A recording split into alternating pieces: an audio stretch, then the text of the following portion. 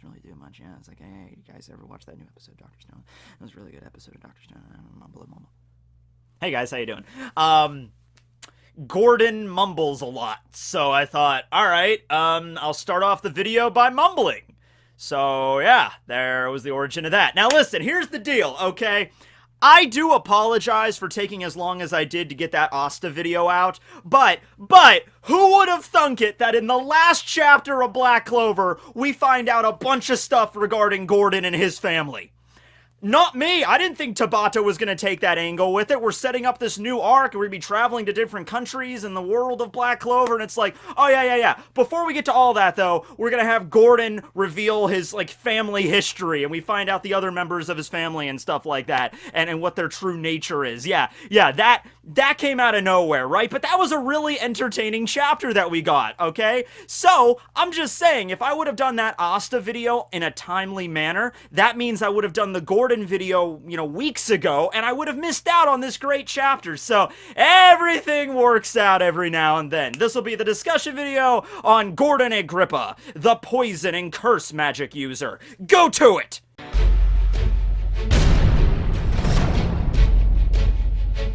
Okay, you know what? I was gonna change my lights back to being regular lights, but I kind of like the purple accent. We can keep this going, right? Why not? It's October, it's spooky, and it's Gordon we're talking about. It's Gordon we're talking about here, so it makes sense. Alright, so Gordon was actually one of the first members of the Black Bulls to be shown in the story. I think as early as, like, Chapter 2, when we were arriving at that entrance ceremony and everything, and there were a few members of the Black Bulls wandering around, and they were like, oh, that's Gordon Agrippa over there. I hear he's a hex or a curse magic user. And of course, at first glance, you look at Gordon, and he doesn't seem to be like the kind of guy you would start a conversation with, right?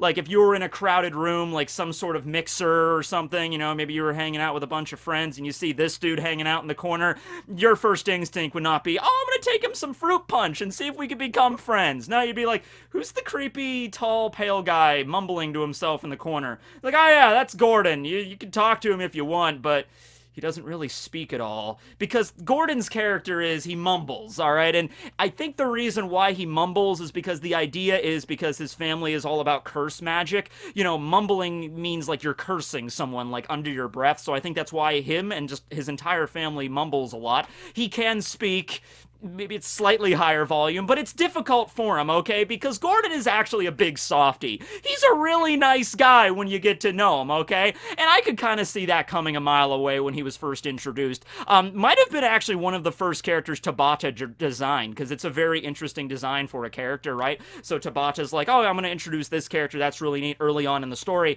except Gordon does not really do much for the majority of Black Clover. The first fight he ever even got in was at the beginning of the Elf Reincarnation arc, okay, that we just wrapped up, alright? And I think there were even a few times, I think right after the Ocean Temple arc, after everybody gets back from a fun day at the beach and everything, and getting the, the gem and defeating Veto and everybody, they all get back, and Gordon's just sitting there in the Black Bull hideout like, why didn't you guys bring me along? But it's Gordon, so he's like,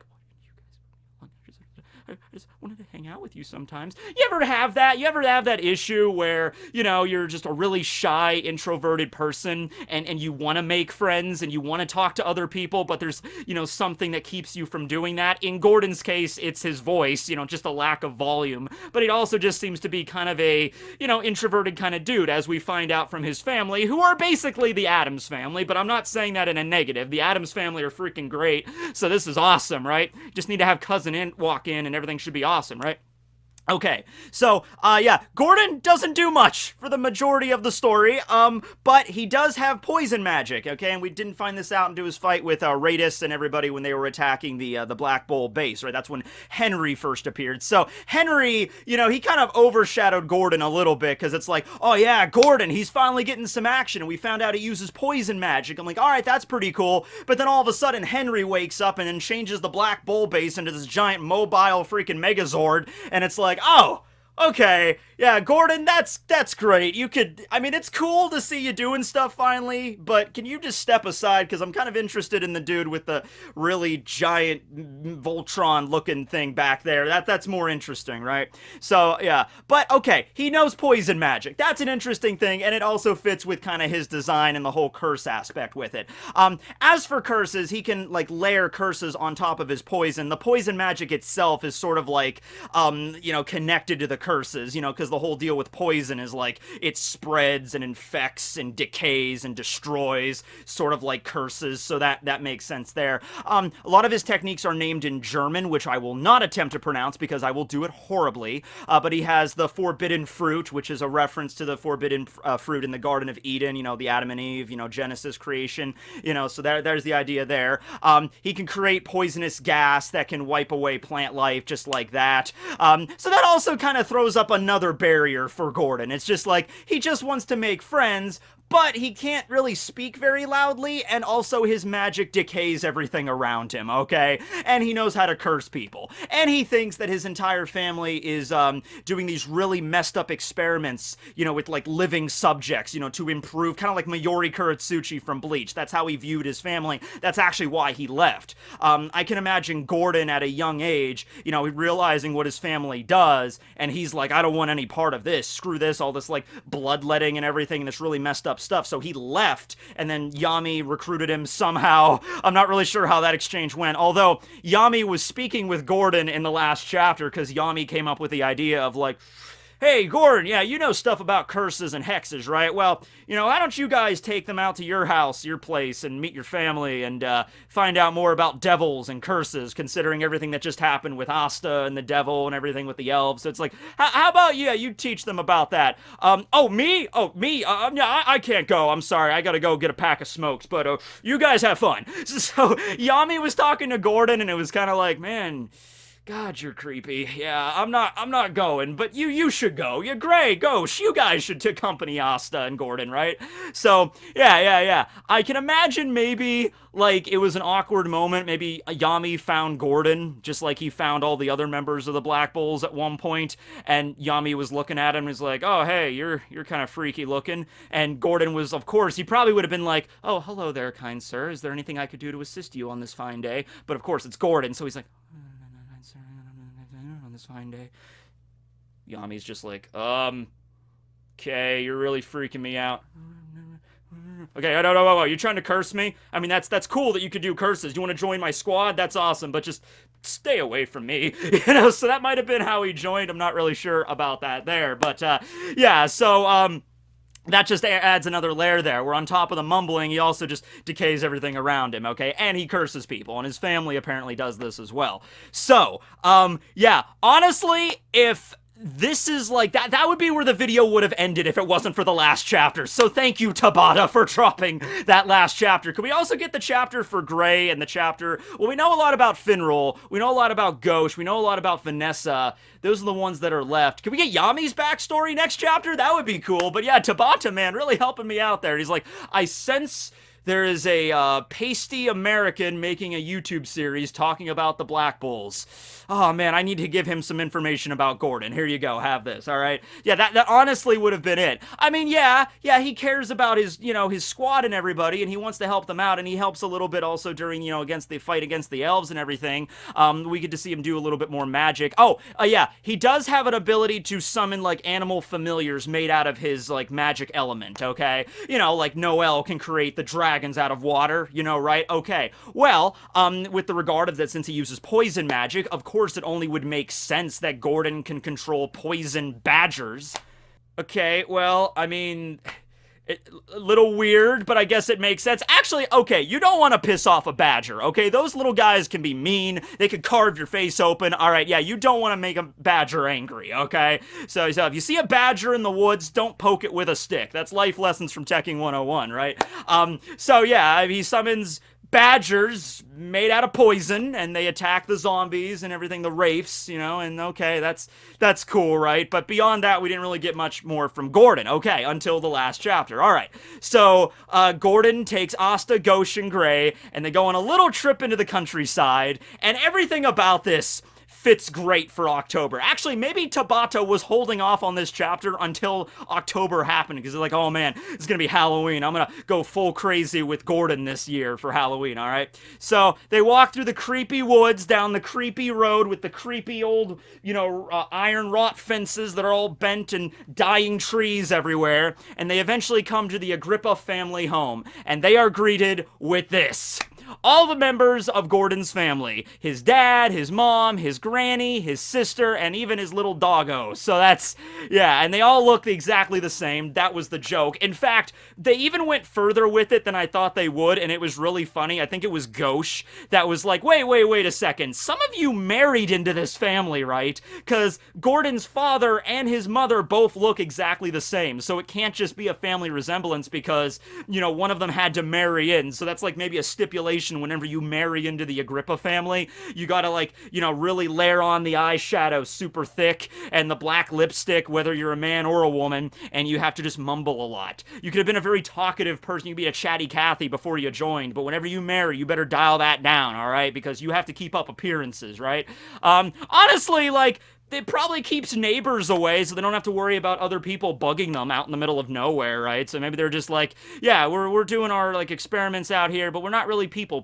We don't really like having others around, neighbors. That just gets annoying. So let's just keep it to ourselves, right? They seem nice enough people. That when they opened the door, though, the dog came out and tried to bite Asta, and all of the family members were walking out trying to oh, bad dog, how could you do that to our guest? But they look like a bunch of zombies when they're just coming out of the house how did you do that? Oh my god, it's our honored guest.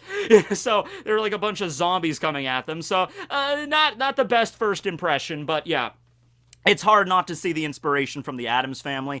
I never, the Addams Family was a show. I never watched the show. I saw the Addams Family mostly in the old Scooby-Doo cartoons when they would today's special guest are the Addams Family, right? And I know the Addams Family movie just came out. There's a CG movie that just was released. I don't plan on seeing it, but who knows? Maybe I should now, whatever. But yeah, that's how I remember the Addams Family from the old, the new Adventures of Scooby-Doo or the new Scooby-Doo movies where they have the special guest stars.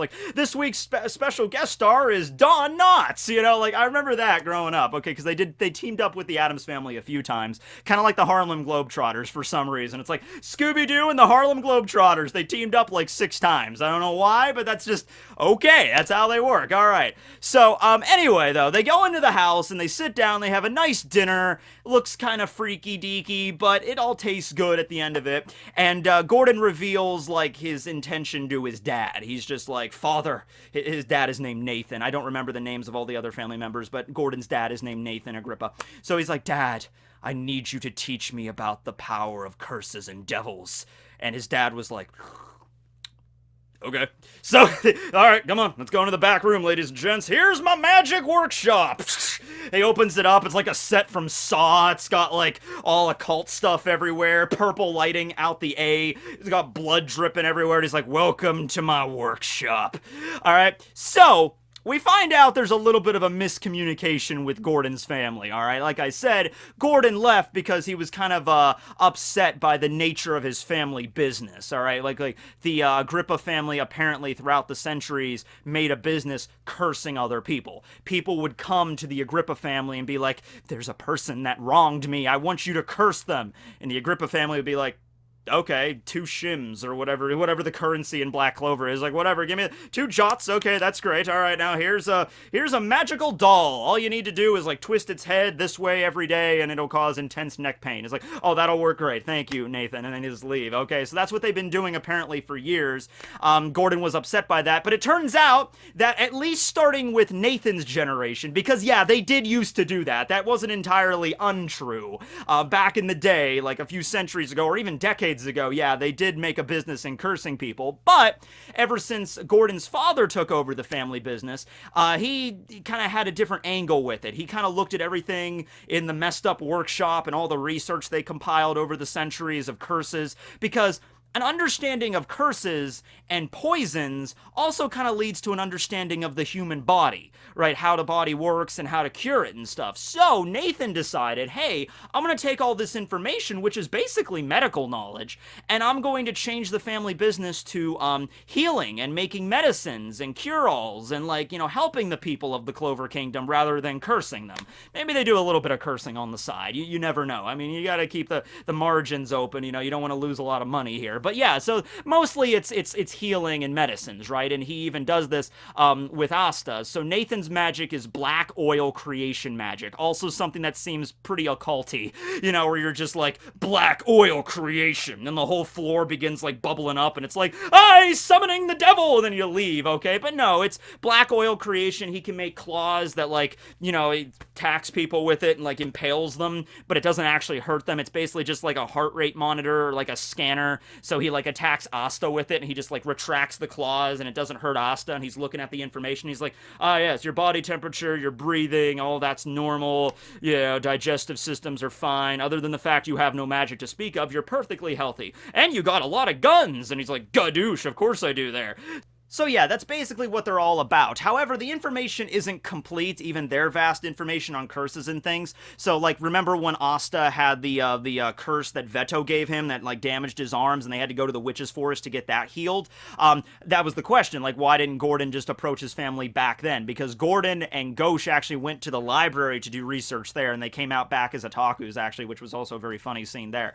But why didn't Gordon just go back to his family? If like, oh, hey, Asta's been afflicted with this weird ancient curse that damaged his arms and he can't use his arms anymore, why not go to your family who knows all this stuff about curses? Well, like I said, like Nathan said, it's like, it's not perfect, it's more about like physical ailments. Like, if you have the flu, I could help you out with that. He's like, use black oil creation, oh, you have a fever, you have blah, blah, blah, blah. Okay, you're sick. All right, I could just give you this medicine right here. Take this 3 times a day and with food, and you'll be good, right? It's more about that kind of stuff, which definitely would improve the lives of the people in the Clover Kingdom. Not really sure a lot of people would want to go to a pharmacy run by this family, but I mean, hey, if they can just get over that hurdle, then they can help people out. You know what would help them out? If they wore funny hats. I want you to picture all of Gordon's family, except they look exactly the same, except they just wear funny hats. They just need to wear funny hats, and everything will be fine, right? So, okay, another spell that Nathan displays in the last chapter, and that was kind of the cliffhanger that really got us excited here for what's coming next in the story.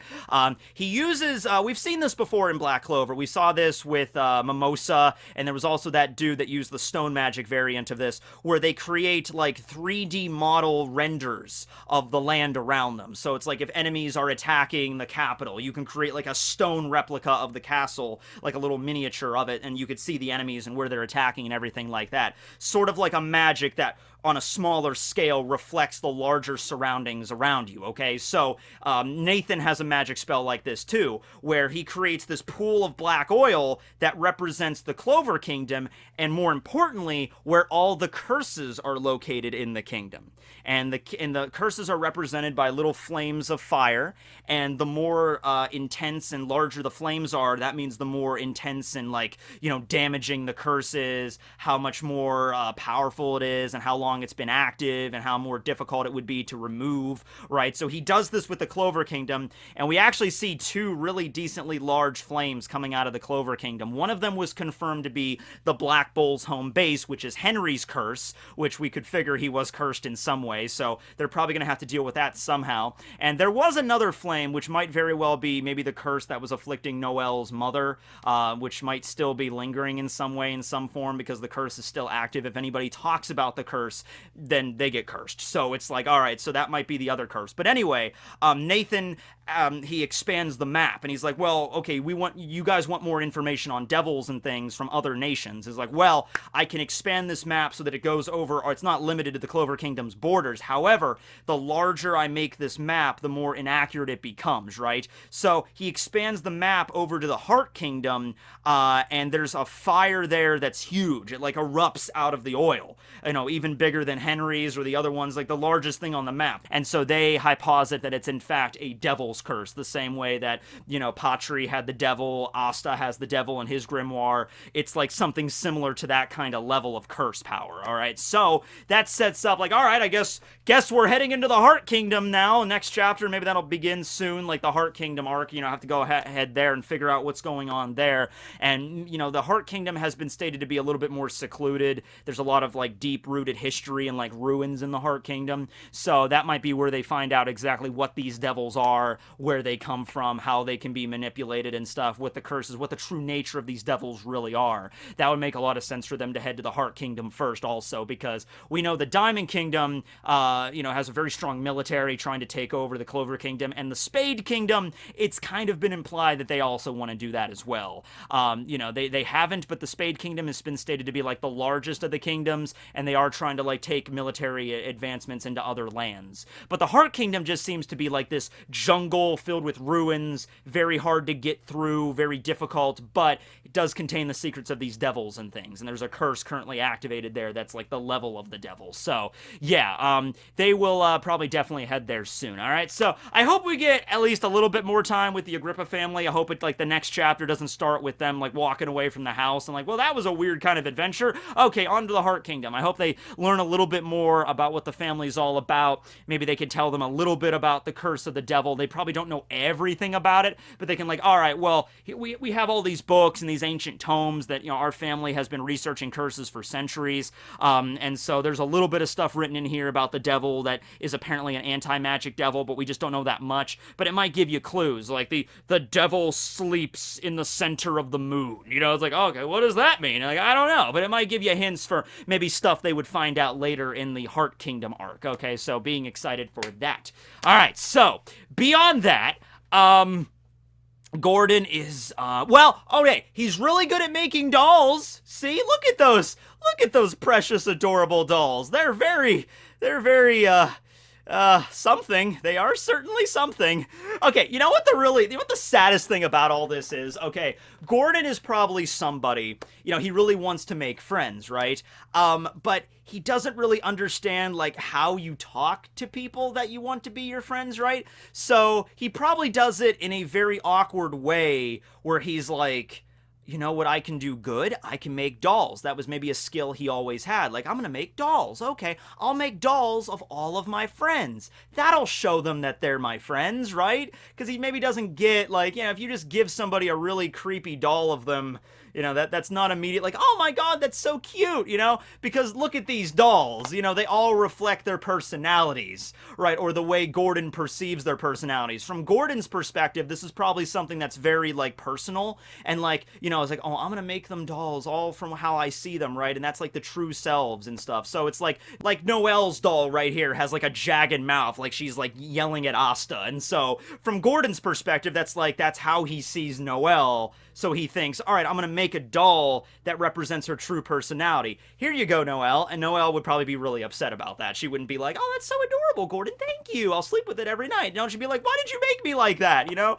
So, yeah, it's a little difficult for Gordon, but he's trying. Like I said, he has the relationship with Gauche when they went to the Grand Magic Library and they came back as otakus, and he has the glasses. That was pretty funny.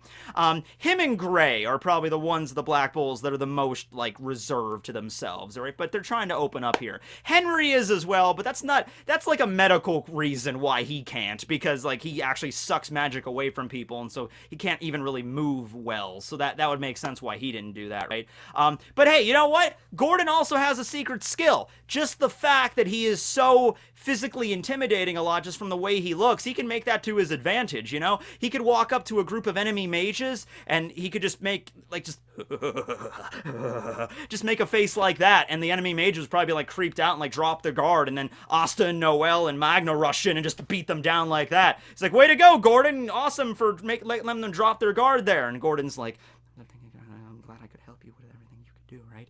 So yeah, that works for Gordon, right? All right, so yeah, I guess that's pretty much everything. That's about, oh, that's over 20 minutes, which is more than I thought I would get out of Gordon. All right, who's coming up next on the roster? We got Gordon. Oh, Oh, this is going to be precious.